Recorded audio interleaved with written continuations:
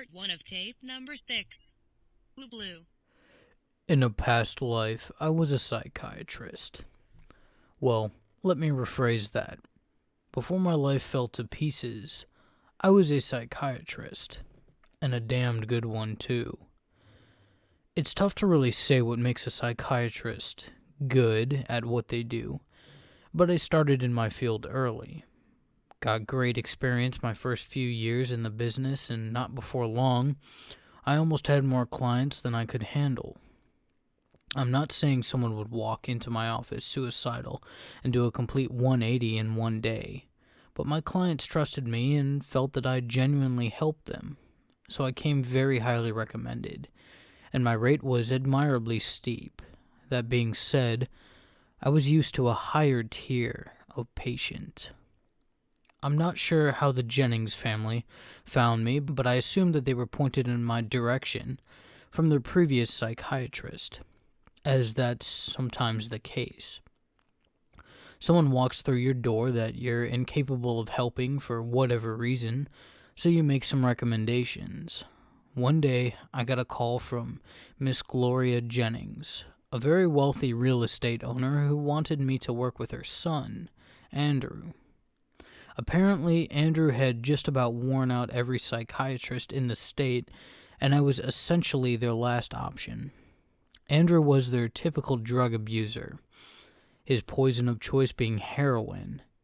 And as anyone in my field can tell you, these people are just a headache to deal with.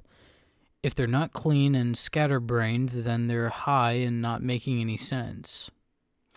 I wouldn't have taken them as a patient, but Miss Jennings offered me almost double my usual rate, so I couldn't say no. It was the worst decision I've ever made. I met Andrew early on a Monday morning. From experience, it's easier to catch these types before they've had a chance to use. Best case scenario, they don't even show up and you get a free hour. But Andrew was 15 minutes early. He certainly looked like a heroin addict. Dark bags under his green eyes, hair disheveled, a scraggly beard glowing on his face. He looked to be in his early 20s. He was tall and inexplicably thin, and wore baggy, plain clothes that only accentuated his sharp figure. I welcomed him into the office and offered him a seat. He sat down and began rubbing his hands together and exploring my office with his eyes that were darting rapidly. For my own privacy, I will refer to myself as Dr. A. So, Andrew, I begin. I'm Dr. A. Why don't you tell me a little about yourself? For the first time, he made eye contact. He hesitated for a moment, and then spoke. Look, this is about the 8th or ninth time I've started from scratch, so I'm just going to cut to the chase. My mom probably told you I was a drug user, and I am. I use heroin and cocaine, if I can get my hands on it. I opened my mouth to ask if he ever used both at the same time, to explain the danger of the combination, but he beat me to it. No, I always do them separately. I'm not an idiot, he said. I don't think you're an idiot, I lied. I've seen a lot of users in my day, trust me. Andrew hadn't stopped staring at me. I shifted uncomfortably in my seat and asked the obvious next question. Why do you use? Well, on the nights I don't want to go to sleep, I use the cocaine. And on the nights I don't want to dream, I use the heroin. As he said this, he drooped his gaze to the floor, still rubbing his hands. I'm sorry, the nights you don't want to sleep you use cocaine? I asked, just to make sure he had it right. That's correct, doctor, he said, still not looking at the ground. And why don't you want to sleep, Andrew? Because I don't want to see Ubloo, he answered, shifting his gaze back up at me, and registering my reaction to that word. I'm sorry, who's Ubloo? I asked, curiously. Andrew sighed.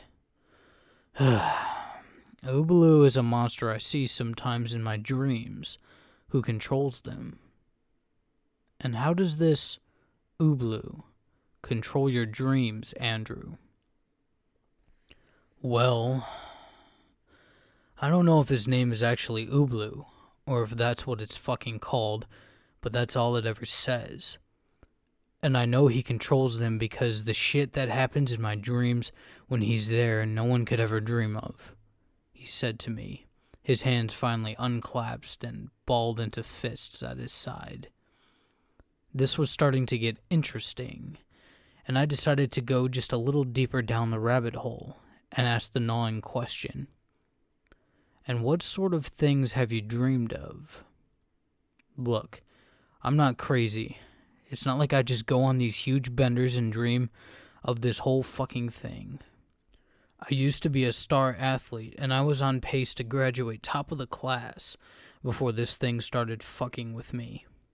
He was getting visibly angry. I don't think you're crazy, I lied again. If I did, I'd have given up and told you to just go. I'm a psychiatrist, Andrew. I know crazy when I see it. This seemed to calm him down just a little. But you need to understand that I need to know everything before I can make a diagnosis of how to help you. So I'll ask again, what sort of things have you dreamed of? I saw him unwind, and I knew I had broken through. Terrible things, he said. People and things that I love, and just the worst imaginable things happening to them. He was staring at the floor again. What sort of things, Andrew? One time, he swallowed hard. One time I dreamt that I was stuck in a cage, in a basement I had never seen before. And there were 3 men in masks, raping and beating my mother. This startled me, and I flinched a bit, and he noticed. I was losing him. Go on, Andrew, I said comfortingly, masking my shock as intrigue. She was calling out to me, and I was crying. And every time she would cry out to me or cry for help, a man would hit her. And no matter how bad she bled, she kept calling out, and they kept hitting her and violating her. Now I'll interject here and say that normal people do not dream these things. Dreams like these are rare even among the most severe of psychopaths. And now I was starting to understand how Andrew had gone through so many psychiatrists in just a few years. Either he was a time bomb of the most criminal psychopath in history, or he had a new sleep disorder not yet seen in my field. The pros of diagnosing a new disorder were hugely outweighed by the cons of fostering a kid who could potentially make Ted Bundy look like a purse snatcher. I was shaken up, but I managed to keep it together. In these situations, it's important not to get lost in the details and just nail down all your facts first. How do you know that Ubloo was behind this dream? I asked him. Because at the end of the dream, I always hear him make that horrible noise. Ubloo, he mimicked, high-pitched like the sound of a small animal would make. And you always hear this noise? That's how you know he controlled your dream? I always hear him, but sometimes I see him too, but only for a second, and then I wake up. I see. Could you draw Ubloo for me, Andrew? I slid him a notepad and a pen. He looked confused at first, probably because I was, to him, believing every word. But he grabbed the pad of paper and began scribbling. I looked down at my watch. 20 minutes have passed. Not bad. And then out the window at the sky, which was a clear shade of blue. I heard the pen hit the table and the notepad slide back over to me. I looked down at the pad and choked my leaping heart back down into my chest. The thing had a long, dangling snout, almost like an elephant's trunk, with a tongue poking out.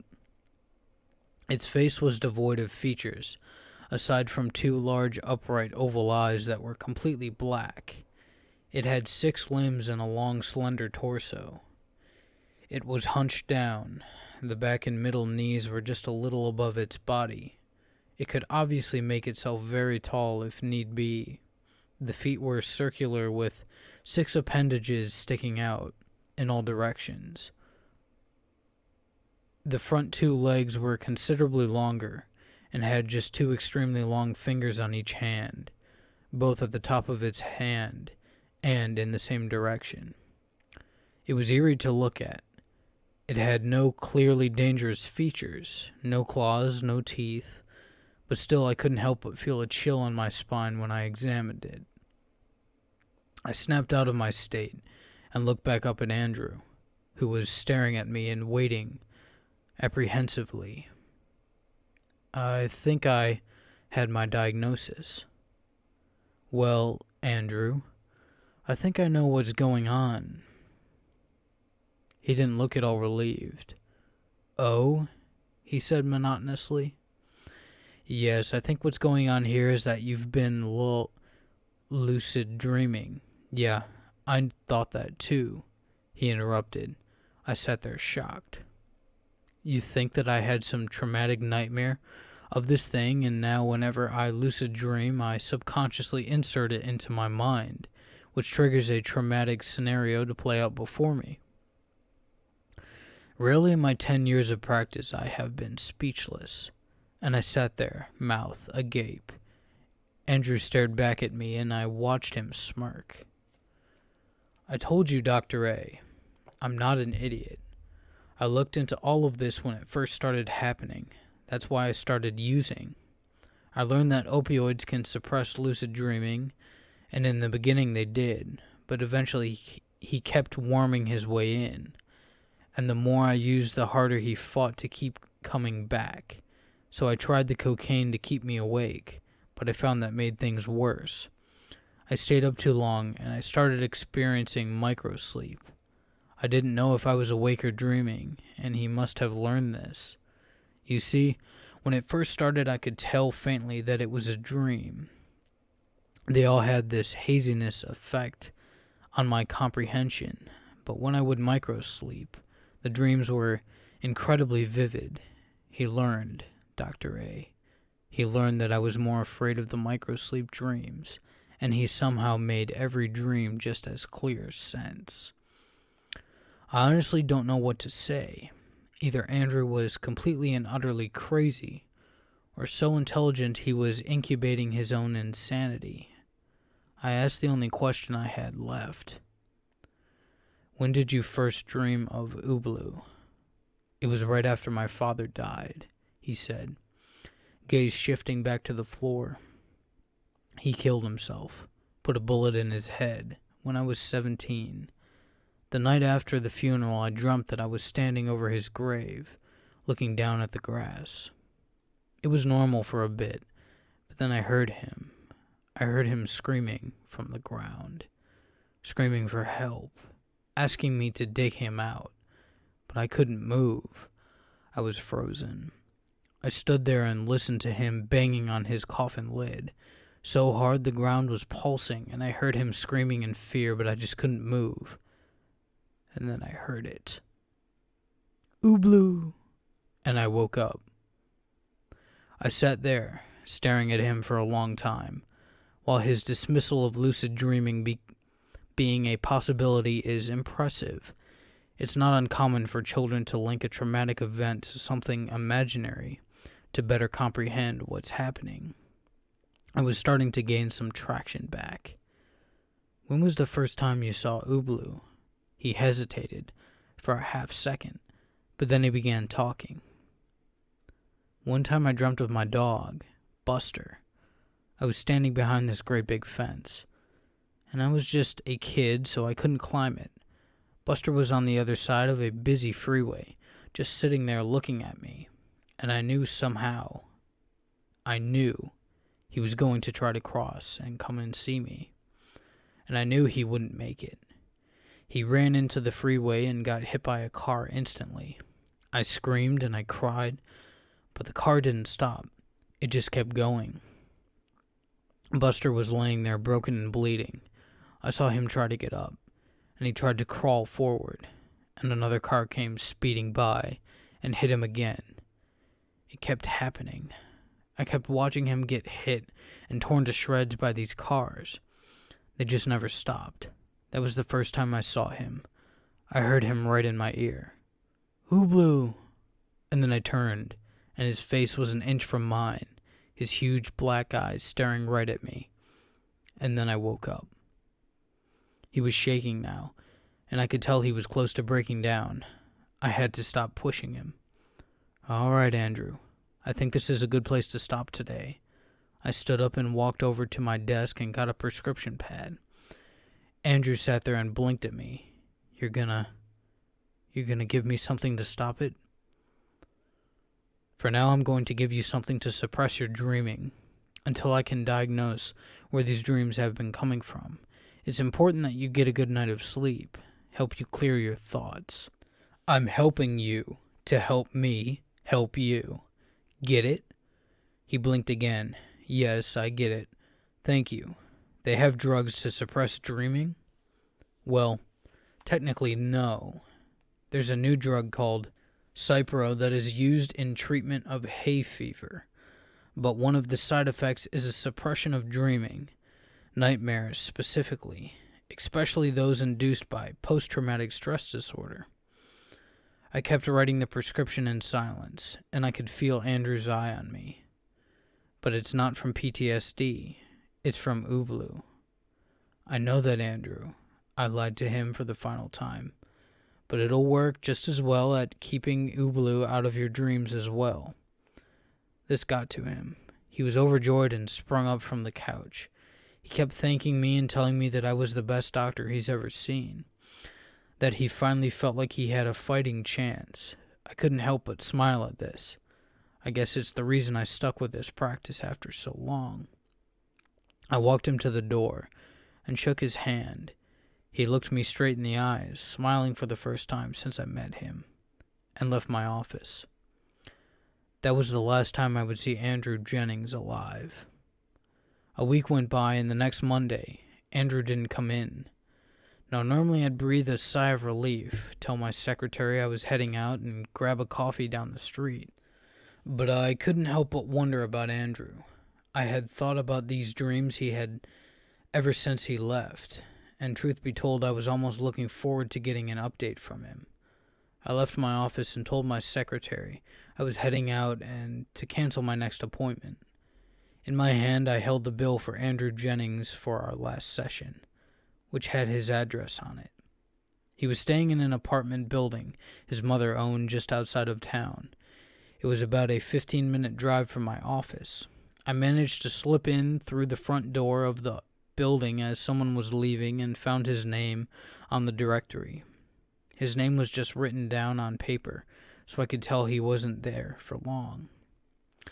In fact, his mother probably set him up there just so he'd be closer to my office to ease his commute. He was the last unit on the first floor. I made the long, arduous walk down the hall until I finally stopped at its door. I paused for a second and thought about what it was I was doing. But my curiosity got the best of me and I knocked loudly 3 times. No answer. No sound of movement inside. After I had listened for a good while, I knocked again, louder. "Andrew, this is Dr. A. Can you come out to the door, please?" Still nothing. I tried the doorknob, and surprisingly it twisted all the way. I felt the weight of the door lift, and I could tell it was open.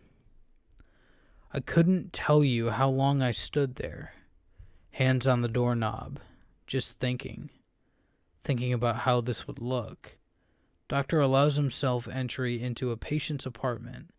Doctor potentially finds patient loaded on heroin or potentially overdosed on heroin, but possibly the new drug he prescribed to him, a known user, just a week ago. But what was worse was thinking about those horrible dreams he told me about. as just a piece of wood separated himself and I. I took a deep breath and opened the door. The first thing I noticed was the shades were down, and there was no light save for a low wattage lamp in the corner. The air was stale and musty, and laid out on the table were needles and spoons and empty baggies. I walked through the living room and saw no signs of Andrew. There was a hallway just off the wall that the couch was against. I took out my phone and turned the flashlight on. I walked down the hall slowly, my breath short and my hands shaking. There was a door immediately to my left that was agape. Carefully, I peered around the corner and shined my flashlight inside. It was the bathroom. Moderately dirty, but not the worst I had seen. There were no signs of struggle, no vomit in the toilet, nothing that would indicate a potential overdose. I let out a minor sigh of relief and turned back into the hall. There was only one door left, straight ahead. It was shut completely, all white with a silver knob. I stood there in the dark with my flashlight and looked for a light switch. These apartments were old. The switch must be in Andrew's room, behind this door. Realizing it wasn't getting any easier, and swallowing my nerves, I began to creep forward towards the door. Every step felt like a mile. My feet felt clumsy and my legs heavy. By the time I reached the door, it felt like an hour had passed. I sat there and just stared into the bare white door, raised my hand and lightly rapped my knuckles against the wood. "Andrew?" I asked as I knocked, the door creaking and gently swaying inward. Through the crack I could make out the faint outline of a person, and pushed the door open fully. Andrew was on the ground, propped up and sitting in the corner, his skin pale and white, his bright green eyes staring wide at the door that I had just come through. I stood there and stared at him in complete shock. It was the first time I had ever seen a dead body outside of a casket. It just looked so void and lifeless. I noticed blood on the carpet, and that his fingernails were split and bleeding, pried back from his finger in some places. I somehow managed to find the light switch and flick it on. That's when I saw it. The end is the beginning. It was carved deeply into the wood next to him. I stared at it, just long enough to see what it said, when the smell hit me. The most foul thing I have ever smelled. And in that moment, it all set in and I felt more nauseous than I ever had in my life. I sprinted out into the hallway and vomited immediately. I stood there bent over vomiting when an elderly woman a few doors down opened her door and gasped when she saw me. "Call 911, I yelled to her, vomiting again. I heard her door slam shut and I tried to make my way down the hallway to the lobby, stopping every 20 or so feet to gag. When the emergency responders came, they pronounced him dead at the scene. They must have been used to this sort of thing because they didn't seem too fazed by it. I gave a statement to the police and told them he was a patient of mine and that I was checking in. They didn't seem too suspicious and told me that if they needed anything else, they would call. I left my business card with them and walked back to my car. As I started to pull out, a car came screeching into the parking lot and I saw a woman get out. It was Miss Jennings. She was bawling and screaming and a few officers had to restrain her. "That's my baby! Please God, no!" she yelled as she tried to fight through the policemen. I watched as much as I could bear and drove out of the parking lot. I called my secretary and told her to cancel all my meetings for the day, stopped at the liquor store to pick up a bottle of whiskey, and drove myself home. I sat there and drank in silence for a long time. Eventually I turned the ball game on and ordered some food, but when it came I couldn't bring myself to eat. By the time I had finished the bottle, it was getting late. I stood up and stumbled down the hall to my bedroom, kicked off my shoes and fell face first into my mattress. I laid there thinking about Andrew, but his pale, lifeless body propped up against the corner staring at me with those big green eyes. about his last message. The end is the beginning, echoing through my brain, trying to find a rhyme or reason to it. My thoughts were growing slower and my eyelids growing heavy. The end is the beginning, playing over and over in my head. I felt myself just listening off to sleep when I heard it. From nowhere and everywhere, all at once. Ubloo.